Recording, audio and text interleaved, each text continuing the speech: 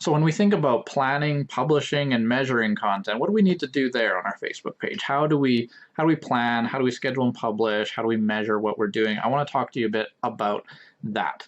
So with planning, this is just a screenshot of an example, but I highly recommend using some sort of calendar, or it doesn't matter if it's sticky notes, if it's something, whatever is most useful for you, however you work in your mind, but it does need to be planned. And something that's really valuable is coming up with some themes that you can use recurringly. So whether that's a behind the scenes, and you do that every Friday, and you kind of show what's happening in your business, a product being made, or one of your team members, some sort of behind the scenes clip. It could be a tip, it could be a review that you've received, it could be an industry update, and you do those. You kind of have these buckets of types of content, and you keep dipping back into them week after week. So if you think about some categories of types of posts that might be useful to you, that can be really helpful in coming up with what to post week after week, because I know that's the big challenge. What do I post? And so if you have those buckets of types of content, that can be really helpful in giving you a start on what to come up with. So also, it doesn't need to be like, let's do this every Friday and this every Tuesday and this every Saturday, whatever. It doesn't have to be. You might. There can be some benefit in that everyone knows that on Wednesday they're going to see this type of post, but you don't need to. You can just say, here's the 3 or 4 or 5 different types of content that I come up with, and you're just dipping into those whenever. It might be on a Tuesday one week or Thursday the next week. It doesn't matter. But I definitely would advise that you're coming up with some themes of types of content. Use them recurringly, map them out. Putting it on a calendar and planning ahead, doing it ahead of time, there's a lot of value in that. When I first started running social accounts, which would have been about 8 years ago, when I first got into managing social media for brands, and a lot of the work was me every day being like, hey, what are we coming up with today? You save a tremendous amount of time by just mapping out a longer period of time all at once. So rather than doing that work every day, you're doing it once a week. If you're fantastic at sitting down and thinking way ahead, you're doing it once a month. But you can map out a whole bunch of content and schedule it out and be good to go for the week, and just be thinking ahead, because doing it every single day is exhausting. It takes up way too much of your time, of your mental energy, and it is why most small businesses kind of just give up on social media marketing, or do kind of a pretty like a weak job of it, because it just seems like way too much work. But instead, if you can take the hour once a week and just plan it out for the next week, you're going to make this process much, much more efficient. Also, when you're creating this content, to do it in batches whenever possible. And what I mean is, if you're going to make behind the scenes photos, you're going to take 3 or 4 or 5 of them all in one day or in one session and schedule them out for the month. Or if you're going to make a tip post, you write 3 or 4 or 5 of them all at once, and then you've got them and they're good. You just can do it all at once. It doesn't make sense to shoot a photo each day, a video each day. It makes a lot of sense to batch things, create in batches, so that you have it and you can dip into it in the future. It'll save you a ton of time. So when we look at scheduling and publishing, again, similar to what I was saying with planning, you want to schedule all at once for efficiency. So if you can, or if you're able to plan ahead, if you're able to take that time, sit down Friday at the end of the day, or if you work weekends on Saturday or Sunday, plan out what's happening next week and then schedule it. You can actually, rather than posting and just saying post now, and you can see on this screenshot of how you can post within Facebook, and on the bottom right, it's grayed out because there's no content yet, but it says share now. And a lot of people are just creating content, posting share now, and when they hit that button, that's when it's published. But there's also the option where you can hit that drop down by share now, and you can switch it to schedule, and you can schedule this to the future. So if you do this on Friday or Saturday or Sunday, you can schedule all of next week's content, and you can have 3 or 4 or 5 posts lined up, and it's just going to go at the date and the time that you've selected, and you don't have to worry about it each and every day, or thinking about the best time to sit down and do this. Especially if, I know, being a small business, there's a lot of it's just crazy, right? So it's hard to get around to doing this until it's maybe 10, 11, or midnight before you're like, oh, I got to do my social, but that's not a great time to post. So let's schedule ahead. Let's not post now. Let's schedule it for tomorrow at 9:30 a.m. or something instead. So use the scheduling function. It's going to really help you do this in batches. And most importantly, in earlier days, you would have had to get a third-party software, some sort of tool to be able to do this for you. But almost every platform has the ability to do this natively. What I mean is in platform. You don't need another tool. So Facebook, you can schedule ahead. Instagram, you can schedule ahead by using this tool, which is what this screenshot is of, is Facebook's Creator Studio. So you can schedule ahead to Facebook and to Instagram using Creator Studio, and you can manage everything from this one place. If you've never been there, you can go to facebook.com/Creator Studio, and you can find this tool, and you can schedule to Facebook and Instagram. You can manage all your content, manage drafts, put it all in this one place, and that's a built-in tool, so you don't need anything else. Also, you don't really need this tools because there's a lot of benefit of being on the platform. So rather than using a Hootsuite or a Heyorka or whatever else is out there for managing social media and scheduling it, there's a lot of benefit in being in the platform, like going to Facebook and seeing what your content is going to look like in its true environment, not a mocked up kind of what might it look like, but actually seeing it in its true environment and how your audience is going to see it. There's a lot of benefit to that. And also while you're there, it's a chance for you to engage, to respond, and that's such an important part of social media, is being there and interacting with your audience, not just posting and walking away. So I really recommend using this Creator Studio. Schedule ahead, publish it here. Lastly, for measurement, again, there are tools for this, but few of them have as much in-depth info as the platforms themselves have, as Facebook has. So if you're looking for in-depth and you really want to dive into the measurement and the data of your page, you're just not going to beat what Facebook itself can share once you dive into this, and you can export spreadsheets of data and all sorts of things.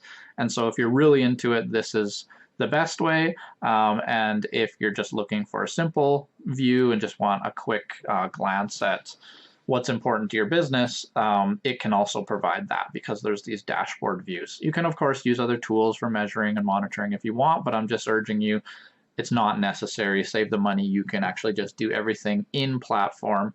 And so this is Facebook's Insights tool. So if you go to your page, your own page, while you're admin, at the very top, there will be a menu option for Insights. And when you click Insights, you will land here on the overview view of your insights.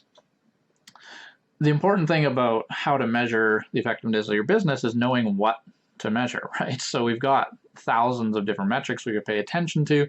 So we want to choose what is the thing to pay attention to based on what you've set for goals for your business. And so we can divide this into, have you decided that you're that content channel that we've talked about, or are you that persuasion page? Because you're going to look at very different data and results based on which of those you've chosen. So if you are the content channel, if you've decided we are going to create content for followers to build a following, content that people love and enjoy and will cause them to engage with us, then there's two things that I would say you want to pay attention to. You're looking for reach and you're looking for engagement. You want to reach a lot of people. You want your post to be seen in front of a lot of people, and you want a lot of people to engage with that content because it shows that they're liking it, that there's a relationship being built, that you're staying top of mind. Those are things that indicate that. So we're looking for reach and engagement. So on this overview dashboard view, and you can see on the left, the overview section is indicated. That's where we are. You can see post reach and post engagement. So that's the top two in the middle column. So post reach, we see that on this page, in the past week, we've reached 1,850 people, and that's down 50% from the week prior. We can see that our post engagement, we've had 455 engagements on our post, and that's down 50% from the week prior. We can change the date metrics here. We can say past 30 days. You can change how big of a time period you're looking at, and it's probably most helpful to look at the past month rather than just the past week. Look at a larger sample of data. But this is where you can just see how are things going and come to this overview. If you want to look a little bit further, I recommend looking at the posts view. And so we can see on the left that we've switched to the tab that says posts, and you're going to see this view. And I've scrambled the posts and the text associated, so you don't know what page this is for. But it's just going to list like all of your posts in chronological order. And this view is the other one that I would pay attention to if you are this content channel approach, is just glancing at this and looking at what's working and what's not. What kind of a response did you get to each of these posts? And so I think you can look at this and scan it and pretty quickly see what worked well and what was mediocre and what flopped. Just look at the column of reach and the column of engagement, and you're going to see what people are interested in. So you see at the very top, the reach was really low on this post and the engagement was really low. And I know that before I scrambled this, that it was just them changing, I think it was them changing their phone number or website address or hours or something like that, just some profile change. And sometimes if you don't have it toggled off, that will create a post on your page that says, hey, this page updated their hours or something. And that type of content is obviously not that interesting to people, so it didn't have much reach and it didn't have much engagement, but that's immediately visible to us. We also see one with only 667, one with 564 reach, so we have a couple more there that did less well, didn't have as much reach, it didn't have as much engagement, so you might want to look at those and start just noticing trends, start to see patterns about what's working, what your audience is engaging with, and what's not, and do more of what's working and do less of what's not. Just adapt. That's all this is about. So just coming here and looking at this, not necessarily crunching numbers, but just looking and paying attention, just observing is all you really need to do. And there's a ton of value in this, because remember, we're making content that people actually want to see. That's the point of this, is making content people like and they enjoy, and this shows us exactly what stuff they like and enjoy.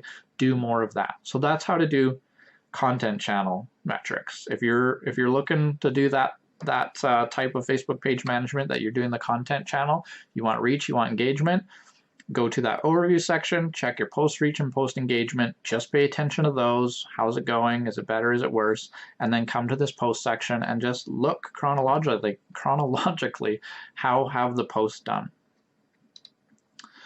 If you are taking the persuasion page approach, you're not looking for reach and engagement. That's not the whole point of what you're trying to achieve.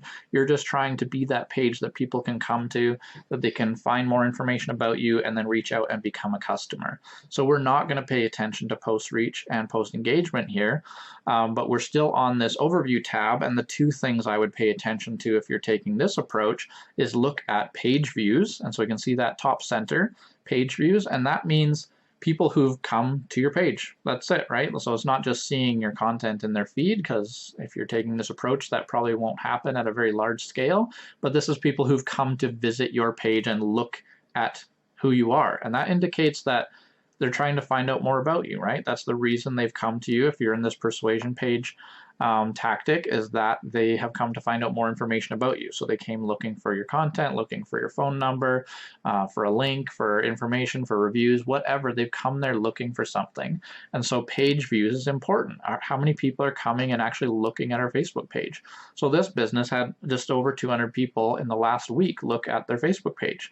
Imagine if that Facebook page didn't exist. Where are those people going? They're going to go to Google, Google My Business, they might go to your website, but how many of them maybe just wouldn't have looked you up at all or wouldn't have seen you? This is the value of having that page sitting there. So definitely pay attention to page views. And then the other one I would pay attention to is just to the left of that, where it says actions on page. And that means that once someone has come to your page, how often are they taking a valuable action? It's not a post engagement. What I mean is they've clicked the button. You might have clicked a button that says order now, visit website, call us, whatever the button is on your website or on your Facebook page. They've taken that action, or they've clicked to your website link, or they've clicked get directions, or they've clicked call now. They've clicked one of those pieces of information where they kind of take the next step off of Facebook and become closer to being a customer. So how often is that happening? Because if your Facebook page is doing a good job, hopefully people aren't just going there and then flaking out. They're actually finding something that is persuasive. That was the point. And they're reaching out, or they're going to your website to learn more, or they're finding directions to come and visit you, something like that. So pay attention to those two: actions on page and page views. And then for something just a little bit of a deeper dive on the actions on page, I would just recommend going to, you can see on the left, we've gone down to the actions on page section, and you can just see what were the actions that people took. We can see that that it's a lot of the action button for this page that people have clicked. So that might be visit our website, it might be an order now, it might be whatever it is that you've selected, and they've clicked that button. We can see that nobody has clicked to phone this business. People are not picking up the phone and calling them. People have gone and clicked on the website to go visit their website. So you can see what are the activities that people then take when they've come to the Facebook page. So again, if you're doing the persuasion page tactic, then your whole goals, your KPIs, your metrics that you're paying attention to is how many people have viewed our Facebook page and how many people then took action on that page. So you can see how those are very different goals and very different metrics that we pay attention to, because that approach is very different than being the content channel. So that's how I recommend you do your planning, you do your scheduling and publishing, and this is how you can pretty easily browse through and find a few things to pay attention to so you can do some measuring as well.